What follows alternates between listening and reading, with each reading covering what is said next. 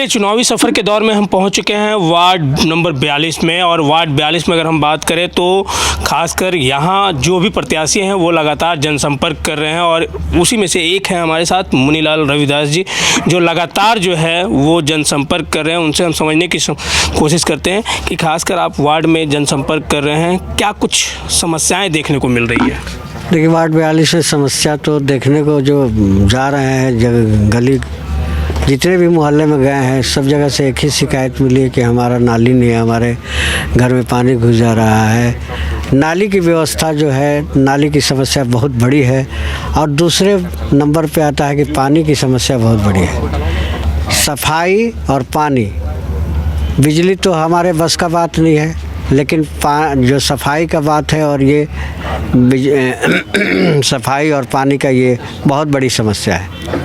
तो क्या कुछ विज़न लेके इस बार मैदान में उतरे आप? हमारा ये एम यही है कि हम कम से कम वार्ड की जो शहर की सरकार है, इसमें हम जो वार्ड की समस्या है खास करके सफाई का और पानी का, ये हम शहर के सरकार के सदन पे इस बात को रखें और त्वरित इसके समस्या का समाधान करने का हम प्रयास करवाएंगे। चूँकि ये कोल बेल्ट एरिया है, तो कोल बेल्ट एरिया में अगर हम बात करें तो प्रदूषण की जो समस्या है वो काफ़ी देखने को मिलती है। बिल्कुल सही बात है आपका कि प्रदूषण बहुत ज़्यादा है, इसलिए कि देखिए अब है कि ये केंद्र सरकार की संपत्ति है और उसको हम बाधा भी नहीं पहुंचा सकते हैं, इसलिए कि देश की संपत्ति और देश को कोयला चाहिए, ऊर्जा के लिए कोयला चाहिए, इसलिए हम इसका विरोध भी नहीं कर सकते हैं। लेकिन अगर जो कंपनी, आउटसोर्सिंग कंपनी जो आई है, वो अगर काम करना चाहे तो निश्चित रूप से आपको बता दें कि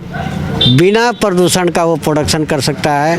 उसके लिए उसको स्प्रिंकलर पानी की व्यवस्था भी है, ऐसा नहीं कि उसको पानी कहीं से लाना है, पानी माइंस का ही पानी से वो चाहेगा तो वो स्प्रिंकलर लगा देगा तो वो प्रदूषण नहीं होगा। लेकिन ऐसा न विशिष्ट के अधिकारी चाहते हैं और न ही वो ठेकेदार चाहता है कि ऐसा हम करें। तो अगर मान लीजिए जनता आपको चुनकर सदन में भेजती है तो पहली प्राथमिकता क्या होगी आपकी? हम इन सारे समस्याओं को हम पटल पे उठा करके हम सदन में रख करके इस बात को जो हमारे मेयर साहब रहेंगे, महापौर साहब रहेंगे, उनसे हम दबाव बनाएंगे कि सर इन समस्याओं का समाधान करें, इसलिए कि ये क्षेत्र जो है कटिंग एरिया में नहीं है। बिल्कुल, तो इसलिए हम इन सारी बातों को रखेंगे। चलिए, ये वार्ड 42 के पार्षद प्रत्याशी थे जिनसे हम बात कर रहे थे, और आगे भी वार्डों की तस्वीर हम दिखाएंगे, वहाँ के प्रत्याशियों से बात करेंगे। लेकिन यह कह सकते हैं कि चुनाव को लेकर जो प्रत्याशी हैं दमखम के साथ वो मैदान में उतर चुके हैं, लगातार जनसंपर्क कर रहे हैं। अब देखना है कि जब 23 को मतदाता घर से बाहर निकलते हैं तो किसके पक्ष में मतदान करते हैं, और जब 27 को नतीजे आएंगे तो वो किनके पक्ष में आते हैं, ये देखने वाली बात होगी। लेकिन यह कह सकते हैं कि अभी प्रत्याशी जो है पूरी तरह से मैदान में उतर चुके हैं। धनबाद से जेपी भारत लाइव के लिए कन्हैया कुमार। जेपी भारत लाइव, भारत की बात जेपी के साथ। वीडियो को लाइक करें, शेयर करें और चैनल को सब्सक्राइब करें।